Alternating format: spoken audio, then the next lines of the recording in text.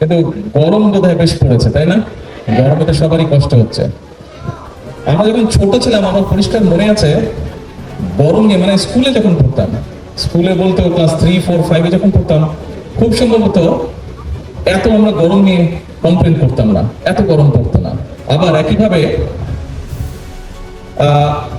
প্রায় অনেক বছর আমাকে দেশের বাইরে থাকতে হয়েছে, বাট এর মধ্যে প্রায় যখন দেশের শীতের সময় কথা হতো, প্রায় দেখতাম আমাদের পরিচিত লোকজন, অলমোস্ট এখানে অনেকেই দলীয় লোকজন যারা আছেন আপনাদের সাথে প্রায় আমার জুমে মিটিং হতো, দেখতাম যে খুব যে গরম কাপড় সবাই পরে আছে তা না।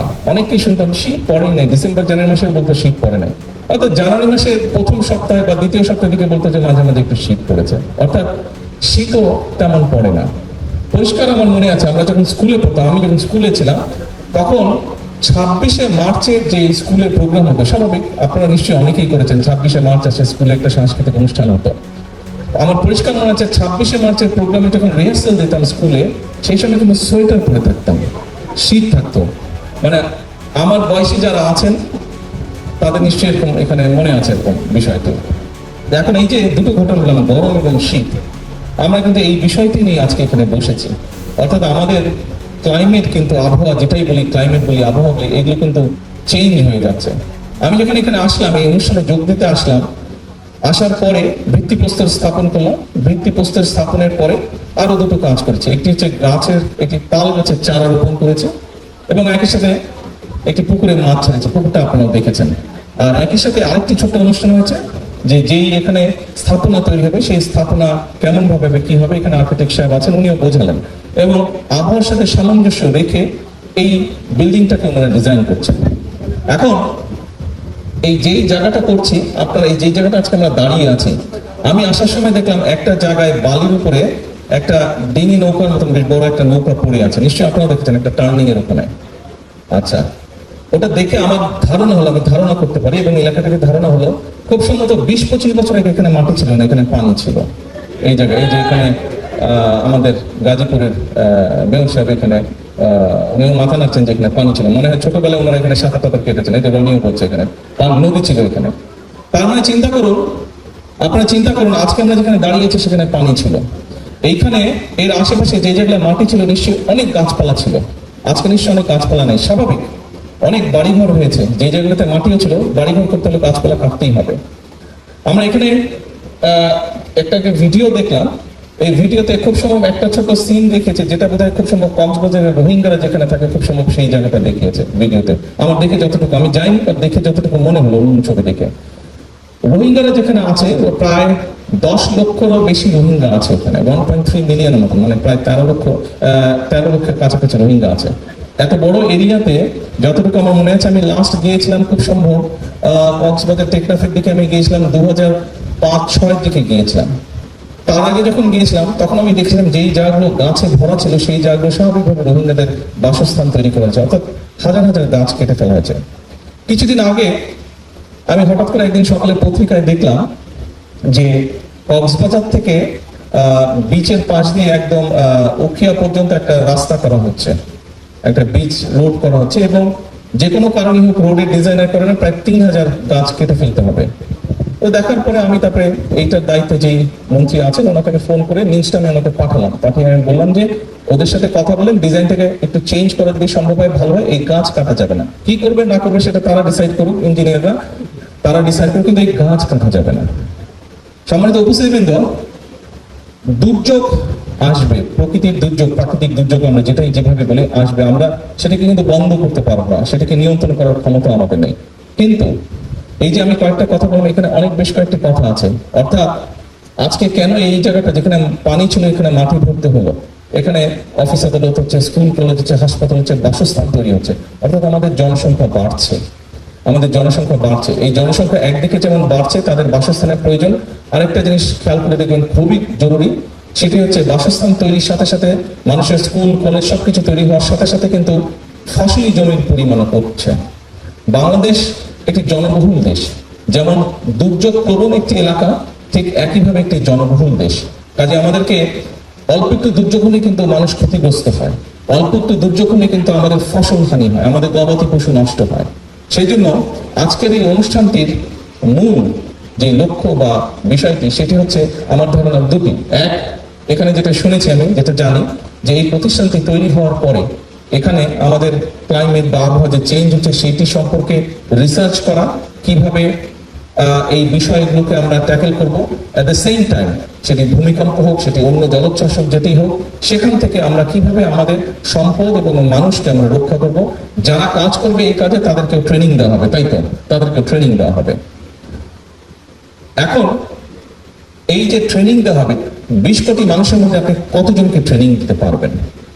আমি কিছুদিন আগে ভূমিকম্পের বিষয়, বাংলাদেশে গত কয়েক মাসে বেশ অনেকগুলো ভূমিকম্প আছে, আলহামদুলিল্লাহ, আল্লাহর রহমত, যে ভূমিকম্প এমন পর্যায়ে যায়নি যেখানে প্রাণহানি ঘটতে পারে।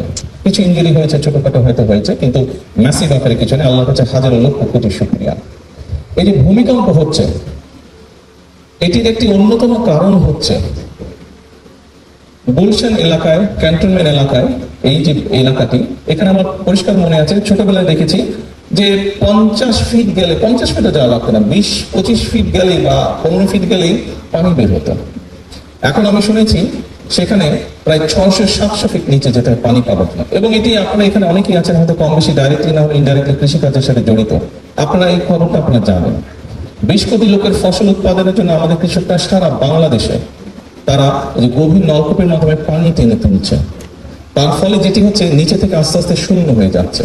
খুব স্বাভাবিক, নিচটা যখন শূন্য হবে উপর থেকে সেটি ধসে পড়বে, তাই নয় কি? এটি তো স্বাভাবিক ব্যাপার, এটি স্বাভাবিক ব্যাপার। আপনি নিশ্চয়ই জানেন এবং সকলে খেয়াল করেছেন, সকলে শুনেছেন, অনেকবার শুনেছেন।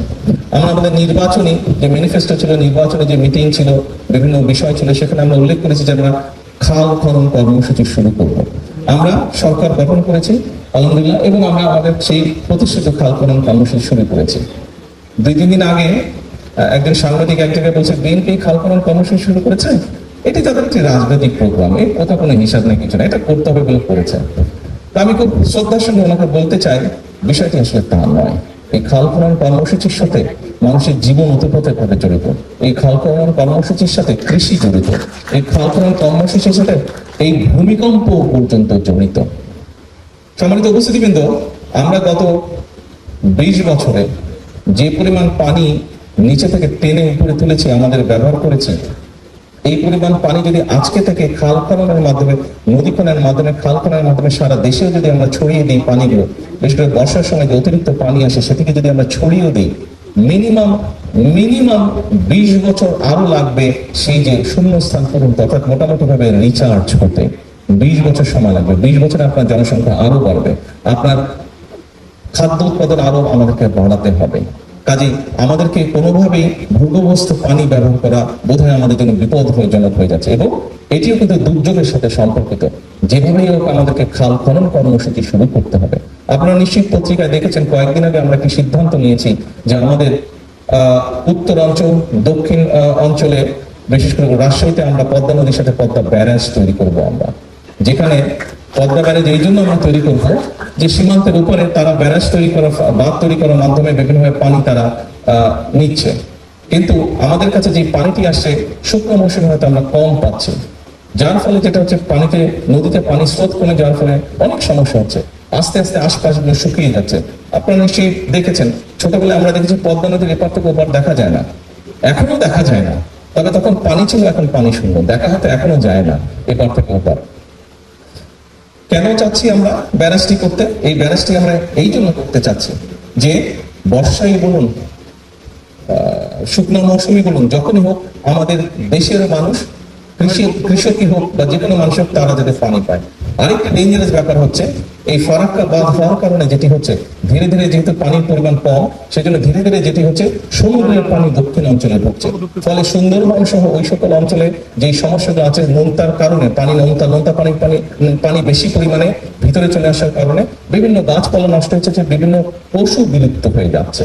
কাজে আমরা যদি সেই প্রেশারটাকে রাখতে চাই, আমাদেরকে এই ব্যারাজটা নির্মাণ করতে হবে, এবং ব্যারাজের মধ্যে আমরা পানি ধরে রাখবো।